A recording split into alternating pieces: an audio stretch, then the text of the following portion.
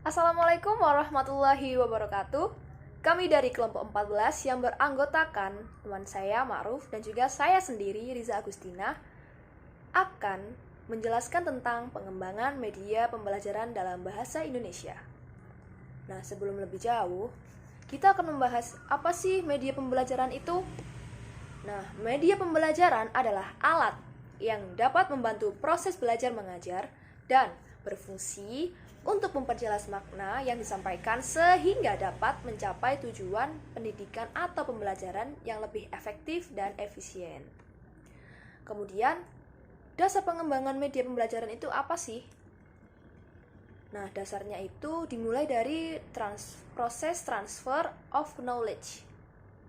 Diawali dengan melalui indera manusia, yaitu mata, telinga, hidung, alat raba, perasa. Semua itu akan menjadi input yang kemudian diproses dalam otak besar. Bila otak besar merasa cocok dengan input yang diterima, selanjutnya akan dikirim ke otak kecil untuk menjadi pengetahuan yang tidak mudah dilupakan. Sebaliknya, bila otak besar kita tidak merasa cocok, maka input itu akan cepat dilupakan. Jadi kita akan cepat menjadi lupa. Nah, dalam hal ini, guru itu harus memiliki banyak cara agar siswa atau pembelajar dapat menyimpan hasil belajarnya itu ke dalam ingatan jangka panjang. Cara-caranya itu banyak. Ada yang menggunakan teknik yang bervariasi, menggunakan strategi tertentu, terus menggunakan metode tertentu, pastinya yang bervariasi ya. Kemudian ada menggunakan alat pelajaran yang bervariasi juga, menggunakan media pembelajaran yang bervariasi. Nah, dari sekian banyak cara itu, salah satu yang dibicarakan adalah untuk membantu mempermudah penyerapan informasi ke dalam ingatan jangka panjang. Nah, agar media pembelajaran itu dapat efektif, ada banyak syarat yang harus diperhatikan dalam pemilihan media, yaitu yang pertama, harus sesuai dengan kompetensi dasar yang ingin dikembangkan. Yang kedua, harus sesuai dengan karakteristik pembelajar. Yang ketiga, harus disesuaikan dengan alokasi waktu yang tersedia. Yang keempat, ada harus sesuai dengan ketersediaan sumber atau narasumbernya. Yang kelima, harus disesuaikan dengan ketersediaan fasilitas, dana, dan tenaga. Dan yang terakhir, itu ada harus dipertimbangkan dengan keluasan, kepraktisan, dan daya tahan media. Pada awal sejarah pendidikan, guru itu merupakan satu-satunya sumber untuk memperoleh ilmu. Pada masa itu, di masa selanjutnya dalam perkembangannya itu, sumber belajar itu kemudian bertambah dengan adanya buku. Kemudian pada masa itu kita mengenal tokoh yang bernama Johann Amos Comenius yang tercatat sebagai orang pertama yang menulis buku bergambar yang ditujukan untuk anak sekolah. Buku tersebut berjudul Orbis Sensualium Pictus atau Dunia Tergambar yang diterbitkan pertama kali pada tahun 1657. Penulisan buku tersebut dilandasi oleh suatu konsep dasar bahwa tidak ada sesuatu dalam akal pikiran manusia tanpa terlebih dahulu melalui penginderaan. Nah, dari sinilah para pendidik itu mulai menyadari perlunya sarana belajar yang dapat memberikan rangsangan dan pengalaman belajar secara menyeluruh bagi siswa melalui semua indera, terutama indera pandang dan dengar. Indera pandang itu meliputi mata, dengar adalah telinga. Nah, pada mulanya media itu hanya dianggap sebagai alat bantu mengajar.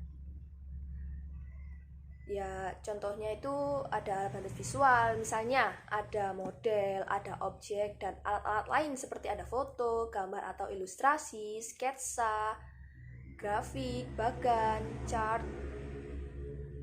Nah, terus itu adalah contoh media yang dapat memberikan pengalaman konkret dan motivasi belajar serta mempertinggi daya serap dan daya ingat siswa dalam belajar. Jadi dengan masuknya pengaruh teknologi audio itu sekitar abad 20. Nah, alat visual ini hanya sebagai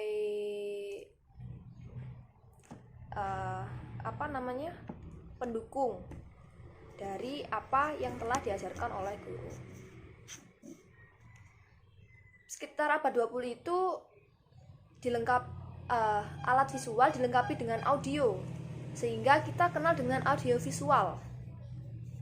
Contohnya seperti ada animasi kartun yang ada dubbernya. Kemudian usaha-usaha untuk membuat pelajaran abstrak menjadi lebih konkret terus dilakukan. Dalam usaha itu ada tokoh yang bernama Ed Sheardale membuat klasifikasi 11 tingkatan pengalaman belajar yang paling konkret sampai yang paling abstrak. Klasifikasi tersebut kemudian dikenal dengan nama kerucut pengalaman atau count of experience. Kemudian media itu tidak lagi dipandang sebagai alat bantu guru, melainkan sekarang itu diberi wewenang untuk membawa pesan belajar. Dengan demikian, kalau saat ini mendengar kata media, hendaklah kata tersebut diartikan dalam pengertiannya yang terakhir, yaitu meliputi alat bantu guru dalam mengajar, serta sarana pembawa pesan dari sumber belajar ke penerima pesan belajar atau siswa.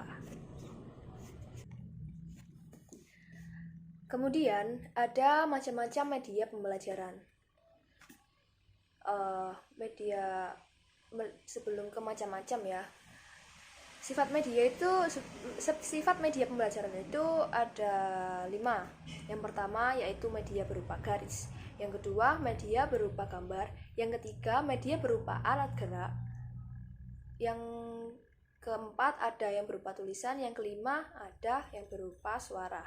Nah, masing-masing sifat ini dapat digabung satu sama lain tergantung kemampuan guru dan syarat-syarat lain yang memungkinkan pemanfaatan media tertentu.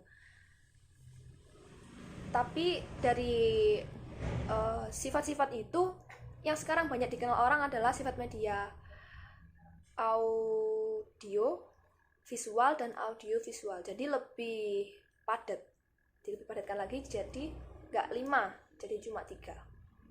Namun karena pengembangan teknologi masing-masing semakin bertambahnya tahun, semakin banyak macamnya. Seperti Rudy Bretsch dalam Basuki Wibowo tahun 2001 membuat klasifikasi jenis media lebih rinci sebagai berikut. Contohnya, yang pertama ada media audio visual gerak, yang kedua ada media audio visual diam, yang ketiga media audio visual semi gerak, yang keempat media visual yang keempat media audio, yang kelima ada media cetak. Meski klasifikasi yang tadi itu lebih rinci, namun dasarnya tetap saja hanya 3, yaitu audio, visual, dan juga audio visual. Kemudian materi selanjutnya akan dijelaskan oleh teman saya. Terima kasih kepada teman saya. Saya akan menunjukkan tentang penyediaan media pembelajaran. Setelah berbagai aspek yang berkaitan dengan belajar mengajar diidentifikasi yang sudah dijelaskan oleh teman saya, sekarang langkah selanjutnya adalah mengidentifikasi jenis media yang akan dikembangkan.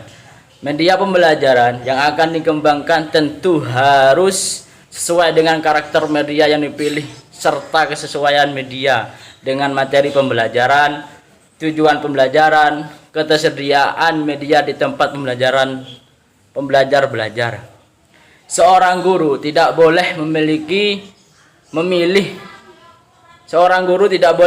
media pembelajaran hanya atas dasar satu pertimbangan tertentu, sehingga justru akan mempersulit proses belajar mengajar. Prinsip pemilih media adalah harus pertimbangkan kemudahan dan ketersediaan media yang ada di sekitar pembelajaran. Pada hakikatnya, bukan media itu sendiri yang menentukan hasil belajar, Ternyata keberhasilan menggunakan media dalam proses pembelajaran untuk meningkatkan hasil belajar tergantung pada satu, isi pesan, yang kedua cara menjelaskan pesan, dan ketiga adalah karakteristik penerima pesan. Dengan demikian, dengan menggunakan media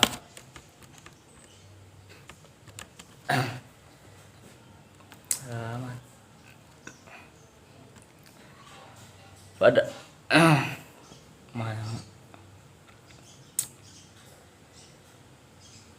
Antuk yo. Ono hai. Apa nak buat Zoom ni? Apa? Apa nak buat Zoom?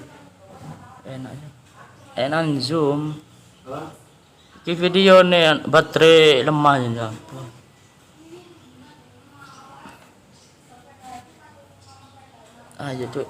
Demikian, dalam memilih dan menggunakan media perlu kita perhatikan, yaitu ketiga faktor tersebut. Tidak berarti bahwa semakin canggih media yang kita gunakan akan semakin tinggi keberhasilan kita untuk belajar, bahkan ataupun sebaliknya. Untuk tujuan pembelajaran tertentu dapat saja penggunaan papan tulis lebih efektif dan juga lebih efisien daripada penggunaan LCD apabila bahan ajarannya dikemas dengan tepat serta disajikan kepada siswa yang tepat pula sesungguhnya ataupun dikemas yang lebih menarik yang tadi sudah diucapkan oleh teman saya. Demikian, secara operasional ada sejumlah pertimbangan dalam memilih media pembelajaran yang tepat, yaitu yang pertama ada akses, biaya, teknologi, interaksi, dan organisasi baru atau update. Kita harus kita menjelaskan pertama, yaitu akses. Kemudahan akses menjadi pertimbangan pertama dalam memilih media. Apakah media yang digunakan itu tersedia, mudah, dan dapat dimanfaatkan oleh murid. Misalnya, kita ingin menggunakan media internet, perlu kita pertimbangkan terlebih dahulu apakah saluran untuk koneksi internet itu adalah sangat baik, apakah terbaliknya. Dan juga akses juga menyangkut aspek kebijakan. Misalnya, apakah murid itu diizinkan untuk menggunakan HP yang terhubung ke internet. Jangan hanya kepala sekolah saja yang membolehkan menggunakan internet. Dan juga yang kedua adalah biaya. Biaya juga harus kita pertimbangkan. Banyak jenis media yang dapat menjadi pilihan kita. Media pembelajaran yang canggih biasanya mahal. Namun, biasa harus kita hitung dengan aspek manfaatnya. Sebab semakin sebanyak yang menggunakan, maka unit cost dari sebuah media akan semakin menurun. Yang ketiga adalah teknologi. Mungkin saja kita tertarik pada satu media tertentu, tetapi kita perlu untuk memperhatikan apakah teknisnya dan mudah menggunakan. Katakanlah kita ingin menggunakan media audio visual untuk di kelas. Perlu kita pertimbangkan apakah aliran listriknya, apakah voltasenya listriknya cukup dan sesuai, serta bagaimana mengoperasinya. Biar kita tidak salah jalan dalam hal menggunakan teknologi. Dan nantinya kalau kita salah menggunakan teknologi, itu akan berakibatkan kepada murid ataupun guru. Yang keempat adalah interaksi. Interaksi media yang baik adalah yang dapat memunculkan komunikasi dua arah atau interaktivitas. Semua kegiatan pembelajaran yang akan dikembangkan oleh guru tentu saja memerlukan media yang sesuai dengan tujuan pembelajaran tersebut. Yang keempat adalah organisasi. Pertimbangkan juga dalam hal dukungan organisasi. Misal apakah pemimpin sekolah atau pemimpin yayasan mendukung, bagaimana pengorganisasian, dan apakah di sekolah tersebut sarana yang memadai. Dan juga organisasi itu adalah organisasi yang manfaat bagi diri kita sendiri, guru maupun sekolah. Misalnya contohnya yaitu adalah misalnya pramuka lah. Itu juga hal yang sangat baik kita contohnya seperti itu. Juga membimbing kita jadi pemimpin dan juga seperti itu. Yang terakhir adalah baru atau update.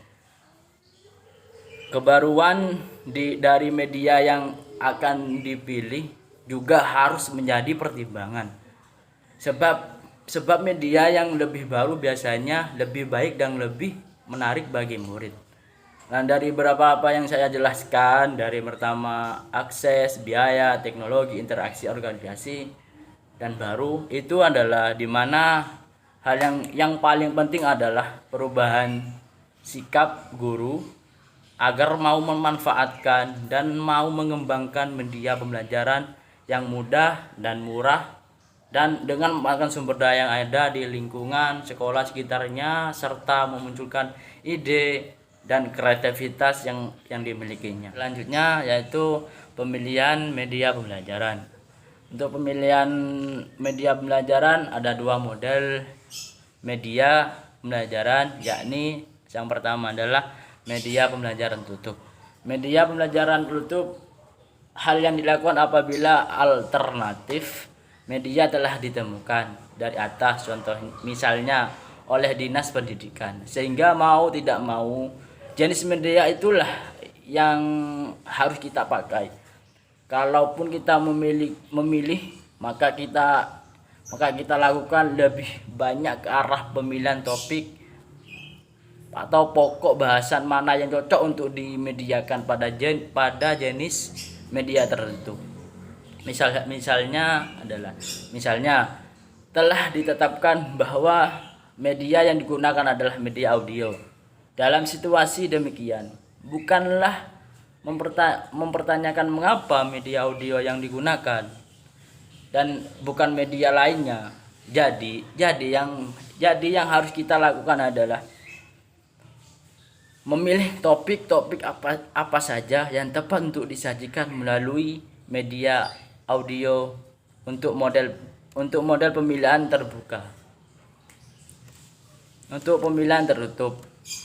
Ya, untuk pemilihan terbuka ini, model pemilihan terbuka merupakan kebalikan dari pemilihan tertutup. Artinya, kita masih bebas memiliki jenis media apa saja yang sesuai dengan kebutuhan kita. Alternatif masih terbuka luas, proses pemilihan terbuka lebih luas sifatnya karena benar-benar kita sesuaikan dengan kebutuhan dan kondisi yang ada. Namun, proses pemilihan terbuka ini menuntut kemampuan dan keterampilan pendidik untuk melakukan proses pemilihan. Seorang pendidik kadang bisa melakukan pemilihan media dengan mengkombinasikan antara pemilihan terbuka dengan pemilihan tertutup. Jadi kesimpulannya adalah media pembelajaran adalah alat yang dapat membantu proses belajar dan berfungsi untuk memperjelas makna pesan yang disampaikan sehingga dapat mencapai tujuan pendidikan atau pembelajaran dengan efektif dan efisien. Agar media pembelajaran itu dapat efektif, ada banyak syarat yang harus diperhatikan dalam pemilihan media, yaitu yang pertama harus sesuai dengan kompetisi dasar yang dikembangkan. Yang kedua harus sesuai dengan karakteristik pembelajar. Yang ketiga harus disesuaikan dengan ketersediaan dana. Yang keempat harus dipertimbangkan keluasan, kepraktisan, dan daya tahan media. Ada dua cara yang dapat dipilih untuk menentukan media pembelajaran. yaitu media pembelajaran tutup dan terbuka. Sedangkan perkembangan media bisa berbasis pemanfaatan teknologi dan lingkungan. Terima kasih, itu saja yang saya bisa sampaikan dan teman saya. Mohon maaf apabila ada kosakata yang kurang jelas. Wallahul muwaffiq ila aqwamit thoriq. Assalamualaikum warahmatullahi wabarakatuh.